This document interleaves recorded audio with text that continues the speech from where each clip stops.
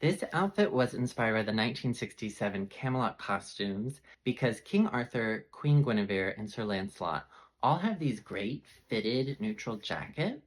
And this movie was the topic of our Costume Club Conclave this month, and there is so much to talk about in this late 1960s does mythical medieval design. The costume designer of this movie was John Trescott, who won the Oscar for not only Best Costume Design, but also for art direction of Camelot as well. Which you might remember on the original Broadway production, those design teams also won Best Costume Design and the Best Scenic Design Tony. So I'm really glad we've gotten to spend 2 months really focusing on this specific story and seeing how these two different designers of the Broadway production and then the movie production took those stories and characters and then put them through their own design lens. And I think on the movie version, the biggest design takeaway is John Trescott's interesting use of colors and textures. He sticks to this really tightly controlled color palette of mainly earth tones. So there's lots of yellows and dark reds and oranges and golds and tans and browns. And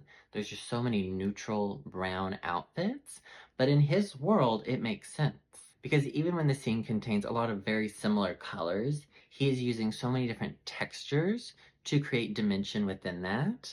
There are so many different embellishment techniques, different combinations of fabric. Like, it really is fascinating when you take a moment and freeze frame and just zoom in on all of the details that he was working with. And that is our goal, to appreciate all of those costume design details. And we talk through all the main characters' outfits in chronological order. So we start with King Arthur, and then we talk through all of his outfits through the movie, and then we start back again at the beginning with Queen Guinevere and appreciate all of her amazing costumes. And it is a lot to keep track of because it is this epic movie musical. And so I ended up making these charts where we can track the main colors in each of these outfits to try and better understand the color story that John Trescott was trying to tell us. Because you can really just talk all day about these costume designs, but talk is cheap, and these charts are an heirloom item. And within the club, you have access to a downloadable JPEG of these charts, and you can print off as many as you want. I assume you're going to want multiple hard copies.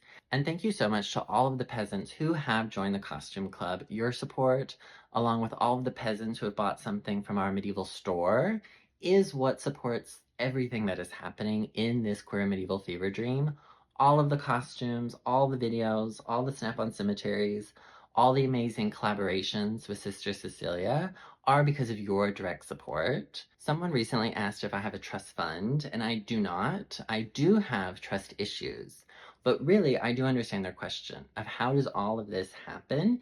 And it is because of the Greedy Peasant store and the Greedy Peasant Patreon, which means it is directly because of you. And I appreciate that so much. This is the best thing that has happened.